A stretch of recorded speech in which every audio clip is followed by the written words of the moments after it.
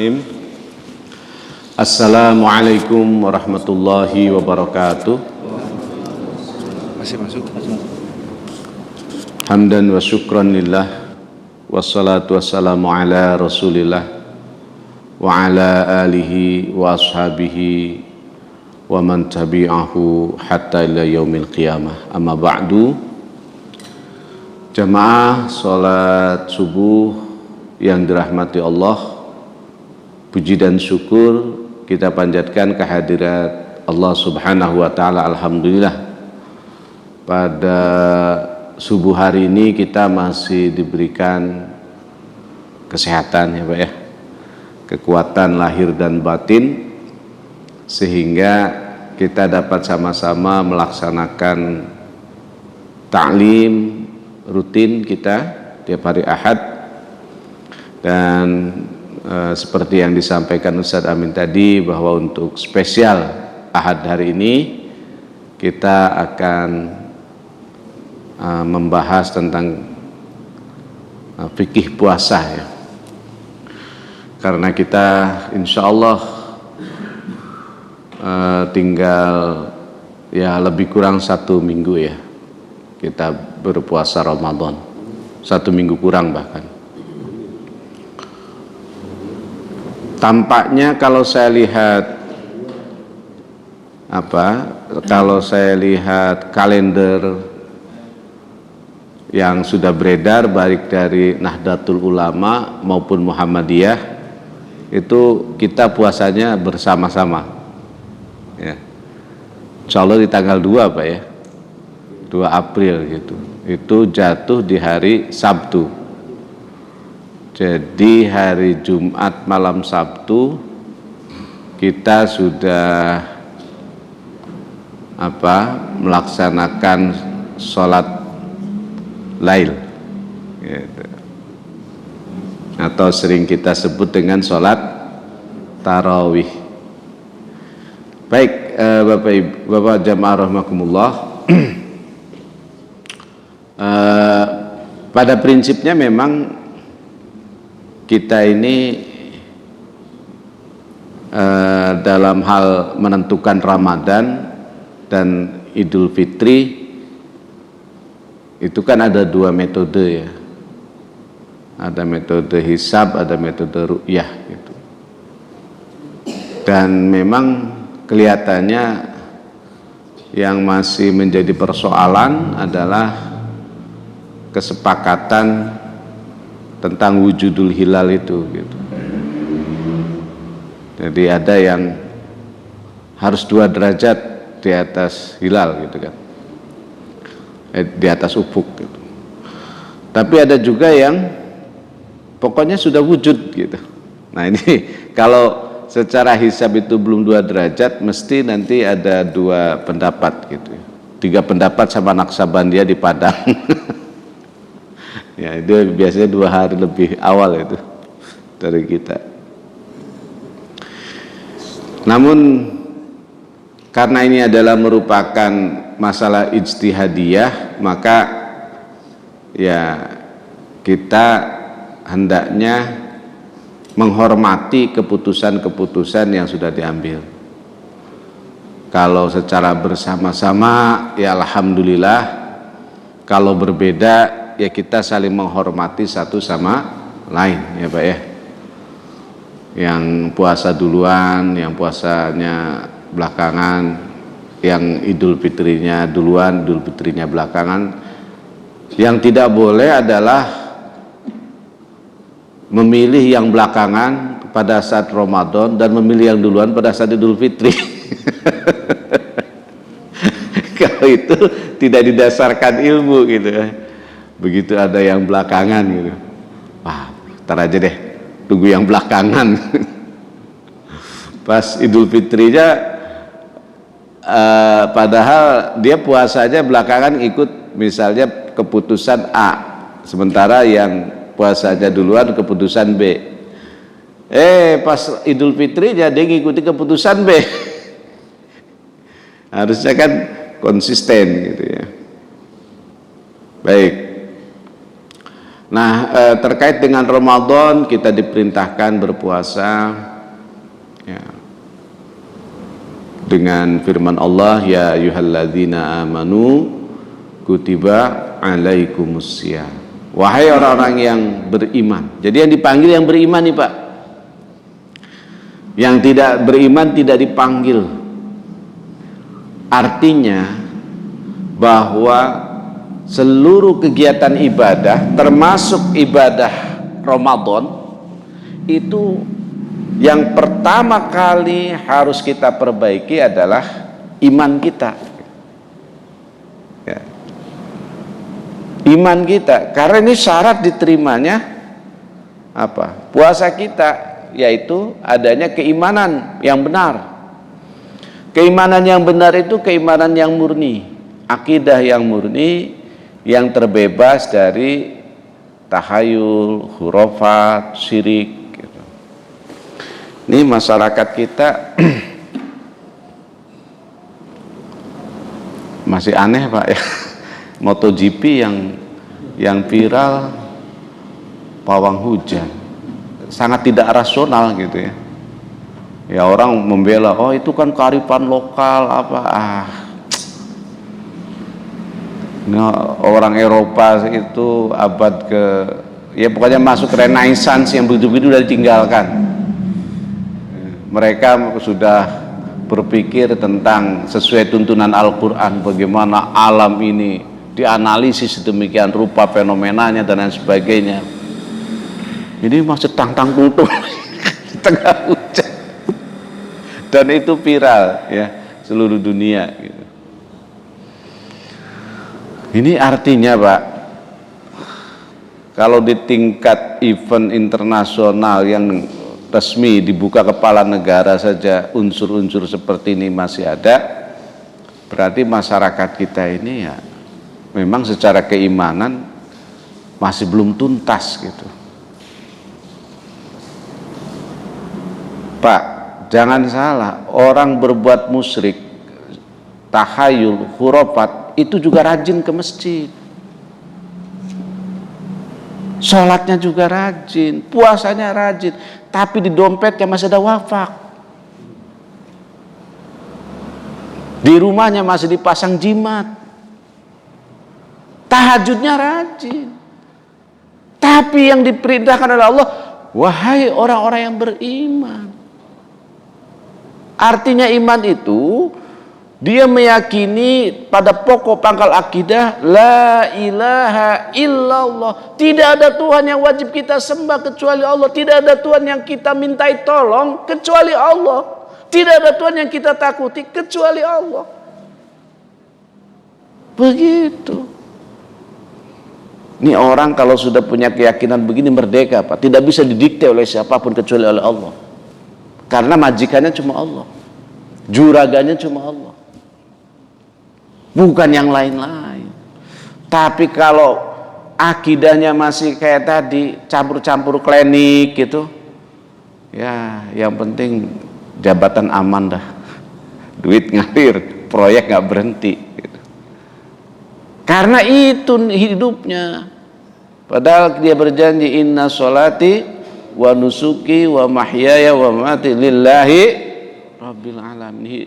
Salatku ya kan, ibadahku, hidupku, matiku hanya untuk Allah, kata Allah. Pret. Bisa aja lu ngomong hanya untuk Allah katanya. Ya, padahal menyembah-nyembah jabatan gitu. Injak bawah, jilat atas, sikut kanan, sikut kiri demi keuntungan. Jadi bagi orang yang beriman itu maka dia tenang hidupnya Pak. Walaupun, nah ini jangan salah orang beriman apakah mereka hidupnya mulus? Oh, para nabi rasul itu nggak ada yang mulus hidupnya Pak. Nggak ada santai-santai kayak kita. Bisa bersepedahan, bisa touring kalau kita kan. Nabi dan rasul itu ada yang dikejar-kejar, ada yang di gergaji, ada yang dibunuh. Rasul itu sempat berdarah-darah ketika ke Taif, ya kan? Jadi Nabi dan Rasul mereka sepintas menurut kita, wah, kok hidupnya begitu? Tapi mereka tenang. Karena apa? Ketenangan hidup itu bukan terletak pada banyaknya materi, tingginya jabatan, dan luasnya popularitas.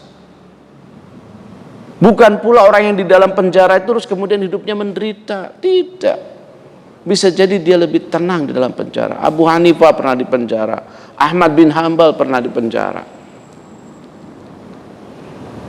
Jadi kita ukur kehidupan orang bukan dasar ukuran duniawi. Tapi Allah janji kepada orang yang beriman, kata Allah, huwallazi anzalas sakinata fi qulubil mu'minin. Dialah Allah yang menurunkan. Lagi-lagi Allah yang menurunkan apa? Ketenangan. As-sakinah fi qulubil mu'minin, pada hati orang-orang yang beriman. Jadi ketenangan diberikan Allah kepada mereka yang beriman. Iman yang tadi, Pak, yang murni, bersih dari tahayul, khurafat, syirik. Ya, ini PR buat kita memang, Pak. Ya, kepada anak cucu kita, Pak. Ya, PR kita nggak usah jauh-jauh lah. Anak cucu kita itu kan binaan kita. Kita bisikin mereka dengan penuh ketulusan. Nak, janganlah engkau percaya kecuali kepada Allah.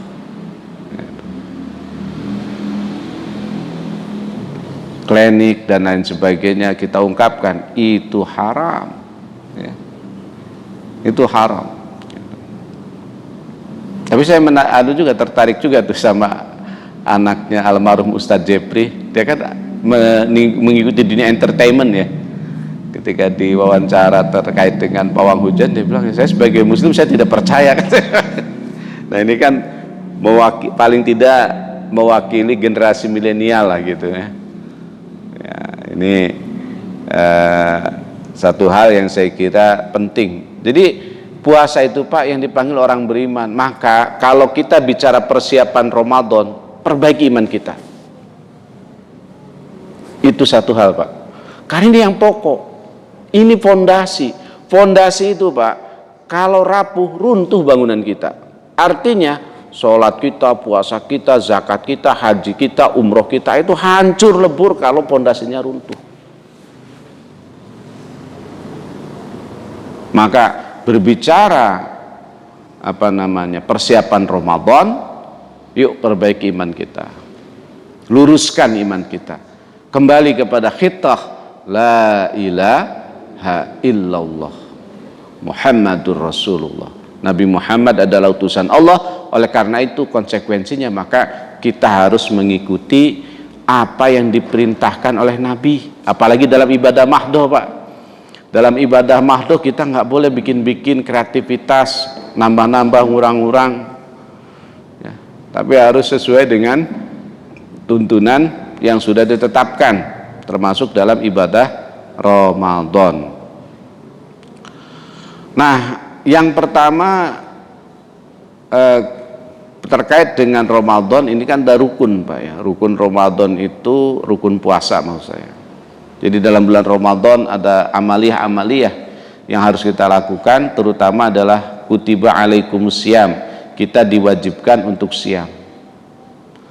Nah, puasa itu al-imsak. Jadi kalau kita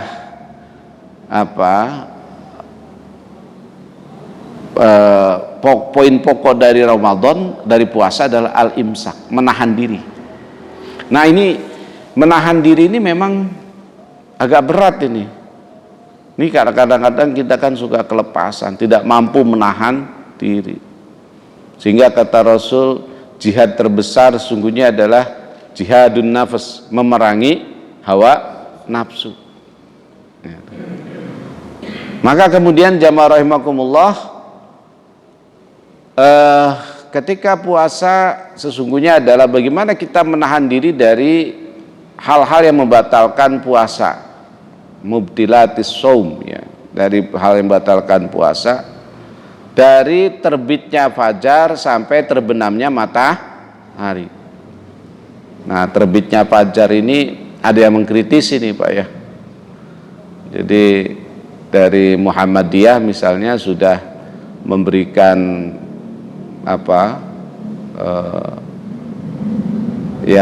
keputusannya lewat majelis tarjihnya bahwa waktu subuh kita terlalu cepat 8 menit gitu. Jadi selama ini disepakati 20 derajat waktu subuh itu. Tapi kemudian setelah dilihat-lihat ternyata belum ada itu fajarnya kalau 20 derajat gitu. Ya. Yang ada itu tadinya di internal Muhammadiyah sendiri itu bahkan hasil pengamatan dari ISRNU Hamka yang juga punya milik Muhammadiyah itu sampai 4 derajat kelebihannya. Jadi kalau 4 derajat itu kan berarti sekitar 20 menit Pak kelebihannya gitu. Tapi kemudian setelah digodok gitu ya, termasuk dari Sumatera Barat perwakilannya, akhirnya disepakati 8 derajat. Nah, jadi bukan 8 derajat, 2 derajat, maaf, 2 derajat. Jadi sekitar 8 menit gitu ya. Nah, tapi ya wallahu alam, ini kan namanya hasil ijtihad Pak ya. Bisa benar, bisa juga salah, tapi memang sudah melalui kajian yang sangat mendalam. Nah, poinnya apa Pak? Poinnya bahwa puasa itu dari terbitnya fajar gitu. Nah, di kita ada tradisi imsak kan, 10 menit sebelum subuh. Nah, imsak itu ya masih boleh makan, masih boleh minum. Itu persiapan, jadi namanya imsak memang, tapi sesungguhnya belum imsak gitu. Karena imsak itu artinya ya menahan, sudah stop gitu ya. Nah, ini sebenarnya waktu persiapan untuk imsak gitu. Jadi mungkin kan udah mau waktu subuh gitu kan, maka kemudian ya sudah nggak usah makan minum, itu sudah selesai dulu. Tapi sebenarnya ya masih boleh makan dan minum di waktu-waktu tersebut gitu.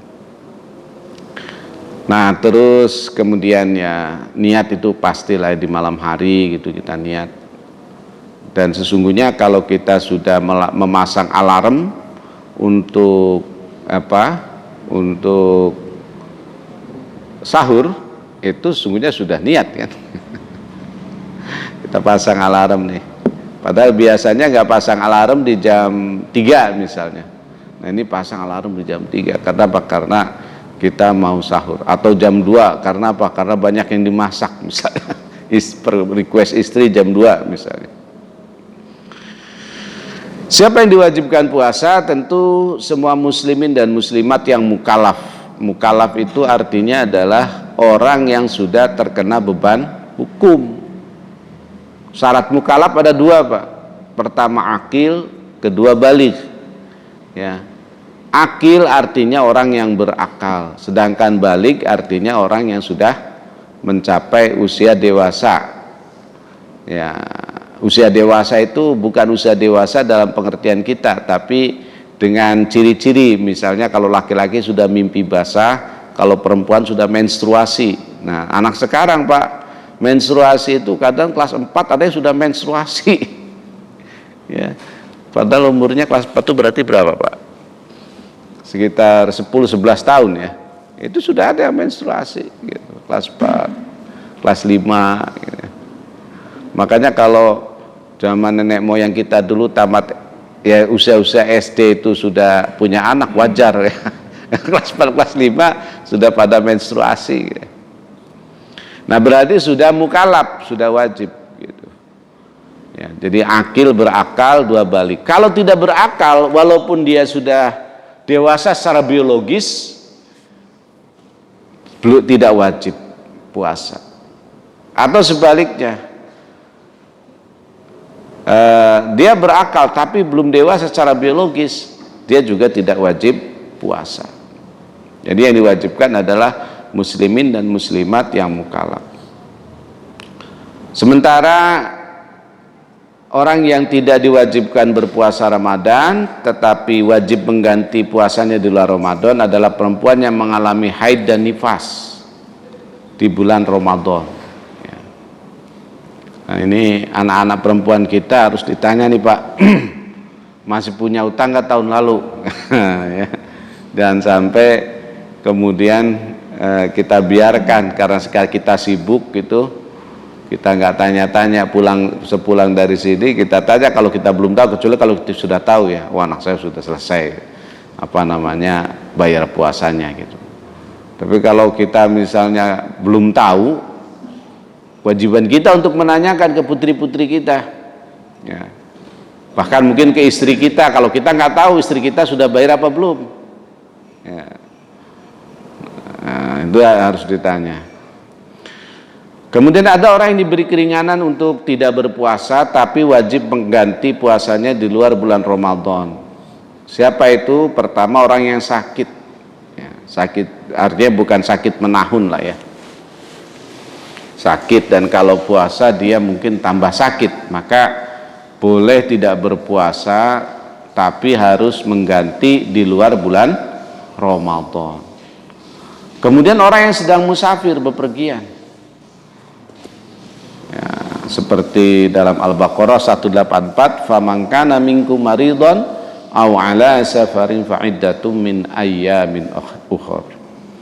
Jadi orang yang sakit atau dalam bepergian maka hendaknya mengganti puasanya di hari yang lain di luar Ramadan. Nah, ada orang yang boleh meninggalkan puasa dan menggantinya dengan fidyah 1 mud atau lebih ya dari makanan pokok untuk setiap harinya. Siapa itu? Pertama, orang yang tidak mampu berpuasa, misalnya karena tua ya, ada orang-orang tua itu kan yang tidak mampu berpuasa, orang tua yang tidak mampu gitu. Karena ada orang tua yang masih mampu juga Pak berpuasa walaupun umurnya sudah 70, 80 gitu ya, tapi masih mampu berpuasa. Tapi ada orang yang umurnya kan orang tua tuh yang 60 kan kita udah masuk lansia ya. Kalau 60 itu kalau nggak salah di beberapa ke DKI Jakarta kalau nggak salah ya itu kan digratiskan naik Transjakarta gitu. Kalau udah lansia. Nah, ada yang memang usianya baru 60 tapi sudah tidak mampu, yaitu berarti masuk kategori orang tua yang tidak mampu berpuasa. Tapi ada juga yang sudah usianya 70, 80 tapi dia masih bisa berpuasa, ya silakan berpuasa, tidak perlu kemudian saya kan udah tua nggak usah puasa. Nah, nggak begitu. Kemudian orang yang sakit menahun. Nah, kalau orang sakit menahun ini nggak tua nggak muda Pak ya, ada yang umur 30 tahunan tapi karena kalau dia sakit kalau dia puasa tambah sakit, maka kemudian orang seperti ini sepanjang hidupnya tidak berpuasa tapi harus membayar fidyah. Jadi mengganti puasanya dengan memberi makan kepada orang fakir miskin setiap hari 1 mud. Kemudian perempuan hamil, perempuan menyusui ya, hamil dan menyusui, walaupun ini kalau bab hamil dan menyusui ini ada juga yang berpendapat seperti mazhab Imam Syafi'i itu, kalau dia khawatir akan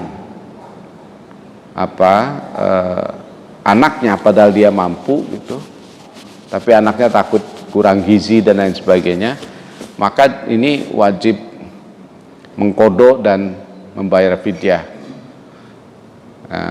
Tapi ada juga ulama mengatakan cukup bayar fidyah saja,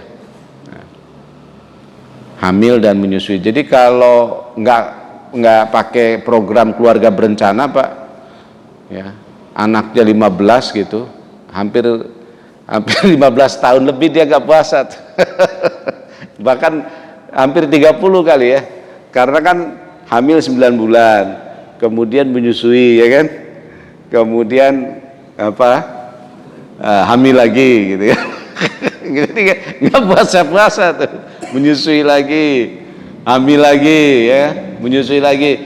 Karena ada teman saya itu saudaranya berapa, saya bilang 15 Pak, 15, iya 15 Pak, Masya Allah. Jadi bisa dibayangkan itu ya, 15. Sekarang yang hidup ada berapa? Ada 8, sudah meninggal 7, tapi tetap kita masih banyak, masih 8. Karena jumlahnya 15 ya. Nah, jadi ini adalah keringanan ya, diberikan kepada orang sakit menahun, orang tua yang sudah tidak mampu berpuasa, orang yang hamil dan menyusui, itu untuk boleh tidak berpuasa, tapi harus harus diganti dengan fidyah ya. Kemudian yang membatalkan puasa jelas adalah pertama, makan dan minum dengan sengaja. Kalau makan nyicipin satu suap tidak sengaja wajar ya, tapi kalau satu piring kayaknya tidak sengaja agak tidak masuk akal itu. Kalau minum bisa jadi Pak, tidak sengaja minum gitu ya, terutama awal-awal puasa gitu kan. Karena awal puasa biasanya kalau pulang ke rumah minum gitu, ini juga sama, pulang ke rumah minum, begitu glek, astagfirullah, ini kan lagi puasa ya. Nah, kalau yang seperti itu tidak batal. Yang batal itu adalah makan dan minum dengan sengaja. Hubungan suami istri di siang hari pada bulan Ramadan. Nah ini kifaratnya berat ini Pak. Memerdekakan budak, puasa 2 bulan berturut-turut, atau memberi makan 60 orang fakir miskin.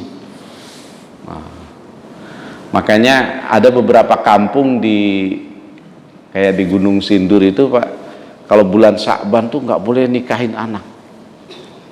Jadi sebenarnya ternyata kalau saya analisis, kenapa mereka itu melarang? Karena sebentar lagi Ramadan gitu.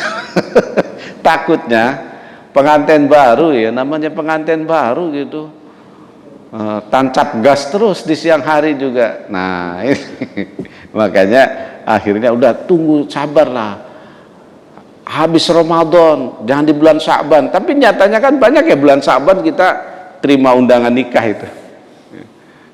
Jadi memang ya bagusnya mungkin setelah Idul Fitri gitu ya.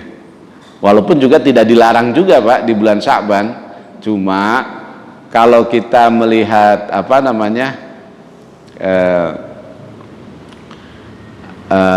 ya tadi preventif lah ya gitu. Ya sebaiknya tidak di bulan Sya'ban gitu, karena khawatir Ramadannya melanggar, karena ini dendanya berat ya Pak ya, puasa 2 bulan berturut-turut kalau nggak memberi makan 60 orang fakir miskin gitu. Nah ini bagi orang yang melakukan hubungan suami istri di siang hari. Kemudian muntah dengan sengaja. Nah kalau muntahnya nggak sengaja terus puasanya, misalnya tiba-tiba enak kemudian muntah gitu ya, wah batal. Nggak begitu. Yang batal itu kalau muntahnya dengan sengaja, misalnya dimasukkan ke mulutnya terus muntah gitu. Tapi kalau dia memang lagi masuk angin misalnya ya, mual gitu terus muntah, ya itu tidak sengaja boleh. Kemudian keluar darah haid dan atau nifas. Darah haid atau nifas. Walaupun mungkin keluar darah haidnya 5 menit sebelum maghrib Pak. Mau maghrib, loh kok basah? Tanggung 5 menit. Nggak boleh, tetap harus dibatalkan. Ya, tetap harus dibatalkan. Insya Allah puasanya, pahalanya dapat gitu. Jangan pula nanti kalau gitu gantinya Ustadz 5 menit sebelum maghrib juga ya. Ya enggak juga begitu. Nanti di bulan Ramadan 5 menit lagi mau maghrib nih puasa, ganti yang kemarin. Ya puasa tetap 1 hari gitu. Kemudian mengeluarkan sperma dengan sengaja, ini juga merupakan hal yang membatalkan puasa. Kalau mimpi basah bagaimana Ustadz? Nah, kalau mimpi basah tidak batal Pak. Ya, lagi tidur gitu, bangun-bangun, waduh basah ini, wah batal dah. Nggak batal kalau mimpi basah. Jadi cukup mandi janabat, kemudian lanjutkan puasanya. Ya, untuk kepentingan apa mandi janabat? Ya untuk kepentingan sholat, ya kan, baca Quran gitu. Siapa tahu mimpinya pas tidur siang, pas qailulah mimpi gitu ya. Ya.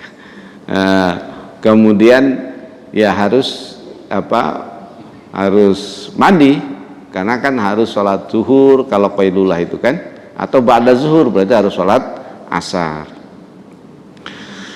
Nah, jamaah rahimakumullah, kemudian ada hal-hal yang memang harus dijauhi oleh orang yang berpuasa, yaitu melakukan hal yang tidak sesuai dengan ajaran Islam seperti berbohong, memfitnah, menipu, berkata kotor, mencaci maki, membuat gaduh, mengganggu orang lain, berkelahi, dan segala perbuatan tercela menurut ajaran Islam. Jangan di bulan Ramadan berantem lalu di grup WA. Jadi di bulan Ramadan itu tahan-tahan ya. Bahkan kata Rasul, ketika kita dicaci maki, apa kata Rasul? Cukup kita jawab ana shaim. Maaf saya lagi puasa gitu. Jadi kita nggak kemudian membalas mencaci maki juga gitu. Nah, jamaah rahimakumullah, ini penting ya menjaga ya kalau kata Imam Ghazali itu kan puasa itu terbagi dari 3 tingkatan Pak. Ada puasanya orang awam, ya kan? Puasanya orang yang khusus, dan yang ketiga adalah khususul khusus. Nah, kalau puasanya orang awam itu apa? Puasanya orang awam itu ya hanya menahan dari hal yang membatalkan puasa, seperti tadi makan, minum, hubungan suami istri di siang hari, ya kan? Dan hal-hal lain yang tadi membatalkan puasa. Udah itu saja. Tapi matanya nggak puasa, mulutnya nggak puasa, gitu. Jari jemarinya tidak puasa. Itu puasa orang umum. Nah, kemudian naik puasa orang khusus, kategori khusus kata Imam Ghazali. Siapa itu? Mereka yang tidak hanya menahan dari hal yang membatalkan puasa, tapi juga menahan ya tadi berbohong, memfitnah, caci maki. Jadi menahan anggota tubuhnya lah. Ya, lisannya, matanya, telinganya, tangannya, kakinya itu ditahan. Nah, kemudian ada khususul khusus, yakni puasa yang memang kategorinya itu kategori khususul khusus. Siapa yang puasa khusus khusus? Yaitu orang yang tidak hanya menahan makan, minum atau membatalkan puasa dan anggota badannya, tapi juga dia mencoba menahan hatinya. Hatinya itu dijauhkan dari dengki, ya, dari iri, dari apalagi hal-hal yang sifatnya merusak hati lah gitu. Kemudian kita juga dihindari berkumpul dan istinsak berlebih-lebihan. Sebenarnya kan dalam kumur dan istinsak itu Pak, itu kita disyariatkannya itu untuk memang berkumur dan istinsak secara berlebihan ya, kalau di luar Ramadan. Tapi kalau pas Ramadan ya itu nanti takutnya masuk gitu, maka kumur dan istinsaknya biasa saja gitu, artinya tidak sampai gitu. Nah, kalau di luar Ramadan kita dianjurkan memang untuk berlebihan seperti itu. Nah, kemudian juga ya bukan berhubungan, maksudnya bermesraan dengan istri di siang hari lah ya, karena khawatirnya nanti menjurus ke sana. Jadi sebaiknya itu dihindari gitu. Nah, pada saat bulan Ramadan kita selama berpuasa dianjurkan untuk apa? Pertama, fa'aksir minas shadaqah, perbanyak sedekah, Pak. Karena pada saat bulan Ramadan itu seperti hadis yang diriwayatkan oleh Tirmizi, Ibnu Majah dan Ahmad, misalnya kita diperintahkan atau disudahkan untuk memberi makan orang yang berpuasa gitu. Bahkan pahala kita sama dengan orang yang diberikan takjil, tanpa mengurangi pahala orang yang makan takjil dari kita. Jadi kalau Bapak ngasih makan 10 orang yang berpuasa, Pak, maka pahalanya sama dengan 11 orang. Jadi pahala satu Bapak, kemudian pahala 10 orang yang kita beri makan. Kemudian hadis Rasul yang menyatakan bahwa Rasulullah Shallallahu Alaihi Wasallam itu sedekahnya pada bulan Ramadan begitu luar biasa. Jadi Rasul ini orang yang dermawan, tapi di bulan Ramadan beliau lebih dermawan lagi. Maka perbanyak sedekah di bulan Ramadan. Kemudian perbanyak tadarus Quran. Ya. Dalam hadis riwayat Muslim dikatakan mastama qaumun fi baitin min buyutillah yatsluna kitaballah wa yatadarasunahu bainahum illa nuzilat alaihimus sakinatu wa ghasyiyatuhumur rahmah wa hafatsumul malaikah. Tidaklah berkumpul satu kaum di suatu rumah dari rumah-rumah Allah, yakni di masjid, Pak ya. Kemudian dia membaca kitabullah dan bertadarus, maka kecuali diturunkan atas mereka as-sakinah, ketenangan. Kemudian akan diberikan, diliputi dengan rahmat, dan kemudian dibersamai oleh para malaikat. Masya Allah ya. Ini apa namanya, terkait dengan tadarus Al-Quran. Nah, apa sih tadarus itu? Tentu Bapak-bapak jamaah rahimakumullah, tadarus itu tidak hanya membaca ya tartil, tetapi juga mencoba mentadaburi maknanya. Kalau membaca tartil saja itu namanya tilawah. Tapi kalau tilawah plus tadarus berarti selain membaca dia juga apa namanya, menghayati ya, menghayati. Nah, kemudian amalan sunnah lainnya sholat lail. Ini yang saya katakan di awal tadi, yang hari ini sering kita sebut dengan sholat tarawih atau taraweh bahasa kitanya. Jadi sholat tarawih itu adalah sebenarnya sholat malam, Pak ya. Kalau kita lihat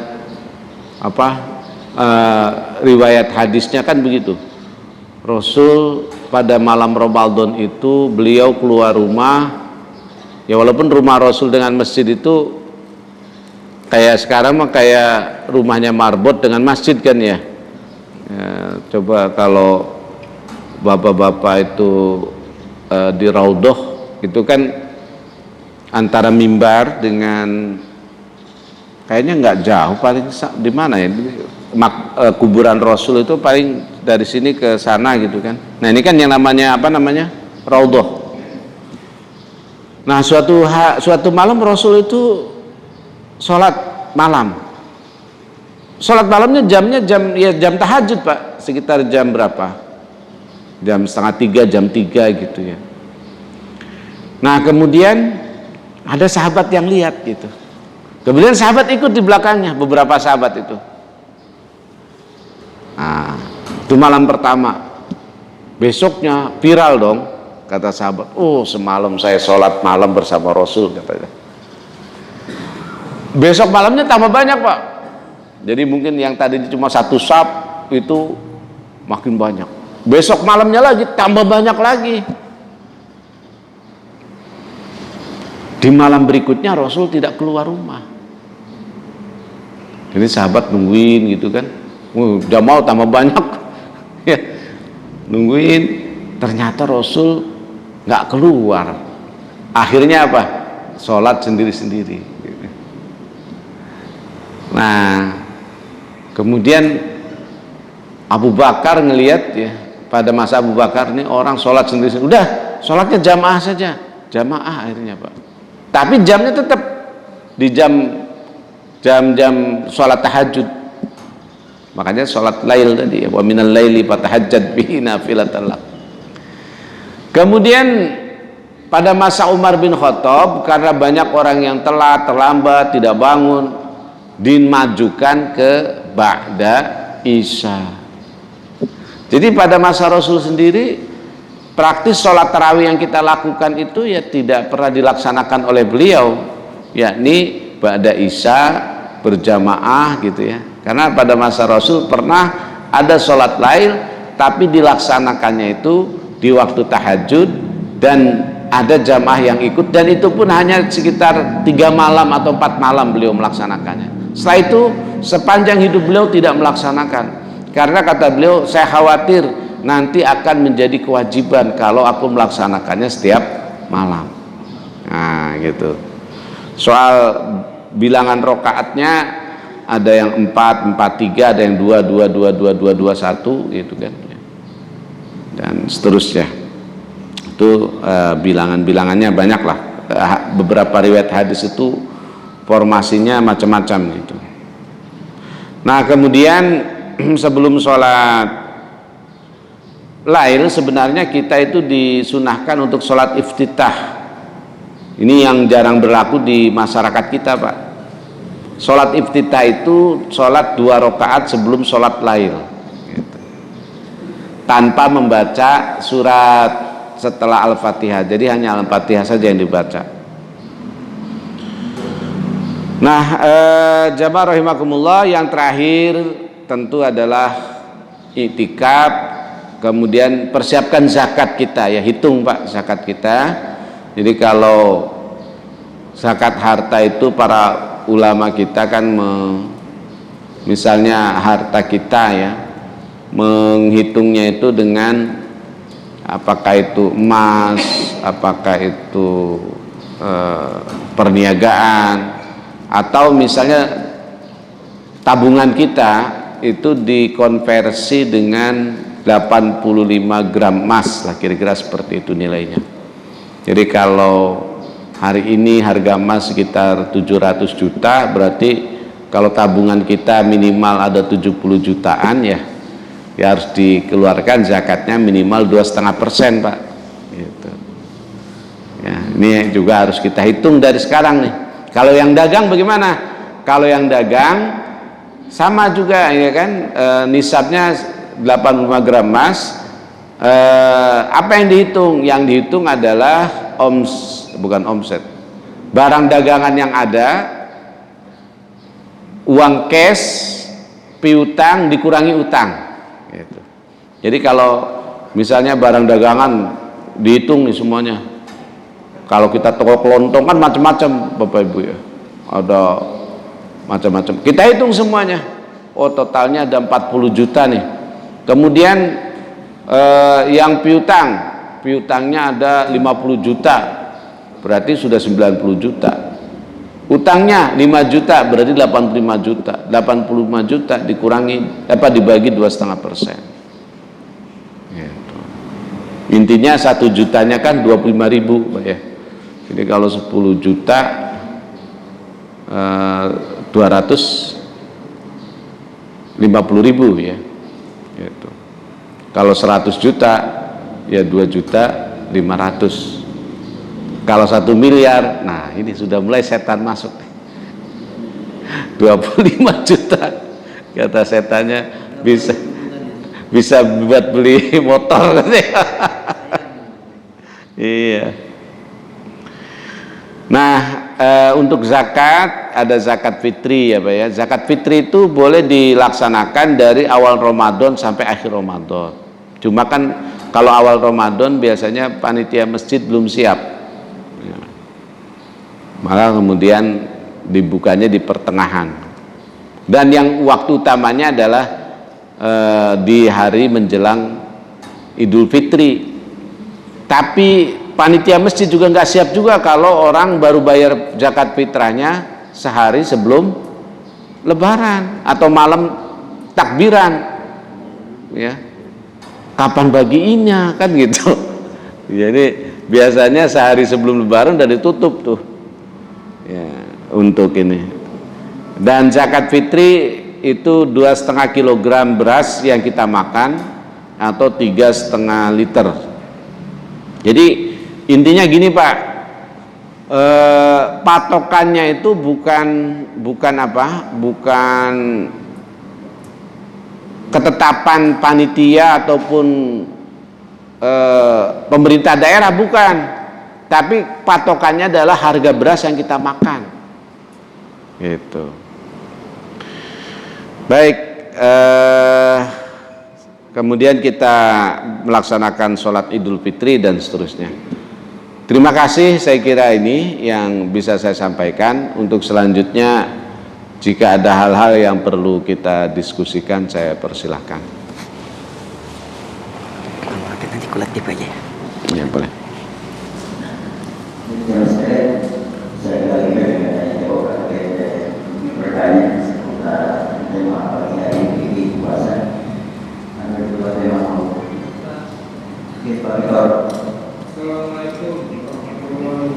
Waalaikumsalam. Waalaikumsalam.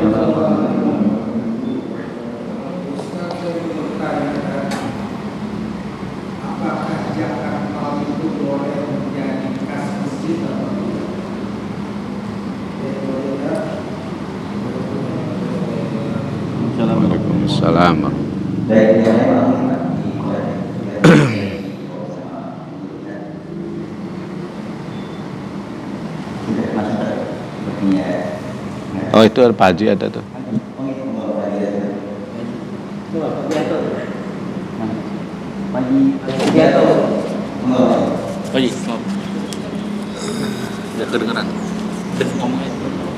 Assalamualaikum warahmatullahi wabarakatuh. Waalaikumsalam warahmatullahi wabarakatuh. Pak Ustadz, dalam bulan suci Ramadan berarti kita nggak usah sholat tahajud lagi. Sholat tahajud, sholat hajat. Kan kita biasanya kalau di luar Ramadan sholat tahajud itu jam 2 apa jam 3. Ini dengan bulan puasa sudah taraweh, apa masih perlu sholat tahajud dan sholat hajat? Makasih.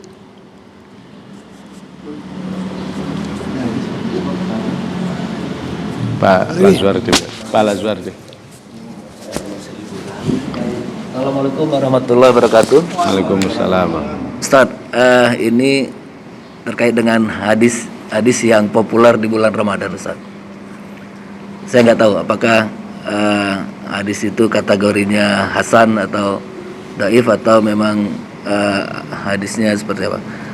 Tapi ustadz itu selalu pada saat ceramah pembukaan itu membagi kategori terkait dengan puasa di bulan Ramadan. 10 pertama itu rahmat, kemudian 10 kedua maghfirah itu, dan ketiga pengampunan. Apakah itu memang hadisnya dari Rasulullah atau bukan, Ustaz? Terima kasih. Assalamualaikum warahmatullahi wabarakatuh. Waalaikumsalam.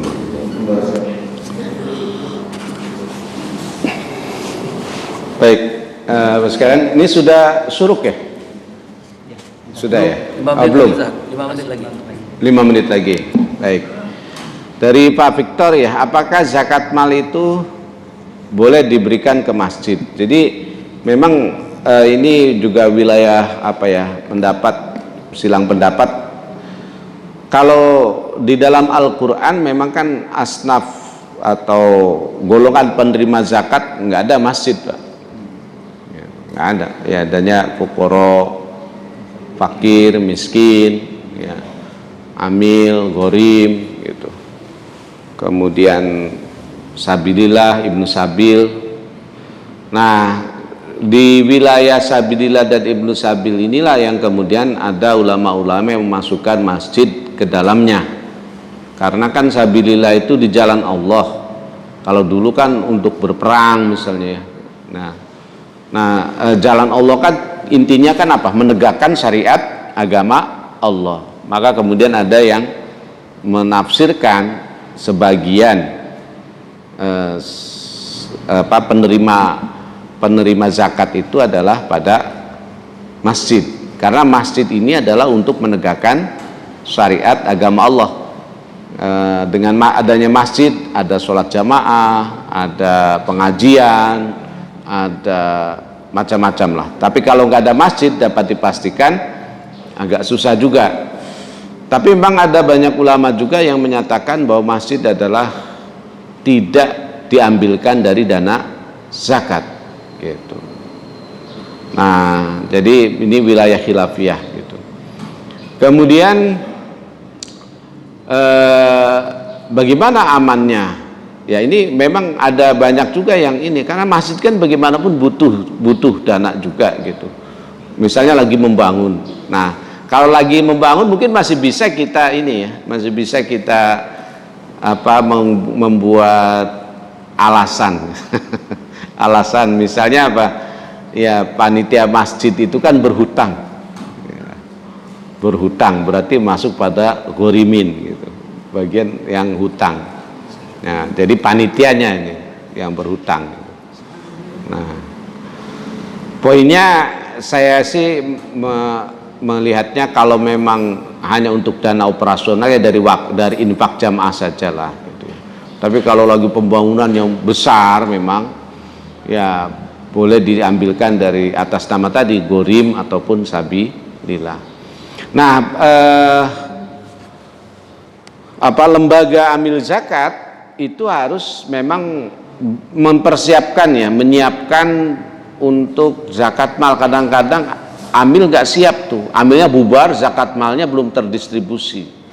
Nah ini yang lebih baik jangan terima zakat mal kalau memang tidak mampu mendistribusikan, karena ini akan dituntut dari akhirat gitu. Nah, ini bubar Ramadan kan sudah selesai itu amil itu. Makanya zaman Rasul dulu amil itu amil permanen Pak. Jadi nggak ada amil sementara. Ya kalau di kita sudah ada sih amil permanen kayak Lazismu, lembaga amil zakat infak sodako Muhammadiyah, lembaga amil zakat infak sodako NU, terus dompet duafa. Nah itu amil yang abadi ya. Nah seperti itu. Jadi kalau saran saya untuk zakat mal jangan ke masjid Pak, berikan saja ke lazis, bukan ke masjid, jangan ke panitia masjid, karena panitia masjid itu sifatnya temporer, dia berdasarkan SK ketua masjid ya. Lebih baik ke lembaga-lembaga amil zakat yang permanen kalau zakat mal.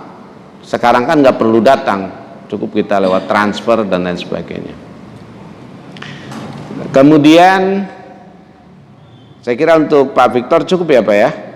Yang berikutnya Pak Haji Pak Haji Giarto, kalau sudah sholat tarawih apa boleh tahajud lagi? Nah para ulama membahas ini dan dinyatakan boleh. Yang tidak boleh adalah witir lagi Pak. Jadi kalau sudah witir di mana sholat tarawih, maka jangan witir lagi pada saat tahajud. Ya, tahajud boleh. Nah sebaiknya memang kalau memang mau tahajud witirnya ditunda saja gitu ya. Walaupun ada juga yang berpendapat kan kita jamaah itu harus ikut keseluruhannya dong, jangan separoh-separoh. Tapi kalau kita mau saya mau tahajud ya silakan. Tapi sebenarnya para ulama-ulama zaman dulu tuh Pak, witir tuh ada yang termasuk guru saya, witirnya tuh setelah sholat isya gitu. Jadi setelah sholat isya, sholat qobliyah isya, kemudian witir. Termasuk saya kira almarhum siapa yang orang Arab di kita Pak, Syekh Jaber ya. Nah Syekh Ali Jaber itu termasuk yang memberikan pesan kepada kita semua untuk sholat witir setelah isya. Jadi nanti pada saat tahajud nggak witir lagi, karena witir kita sudah dilakukan setelah isya. Gitu ya Pak Haji ya, jelas ya. Sip. Tentang periodisasi Ramadan ini memang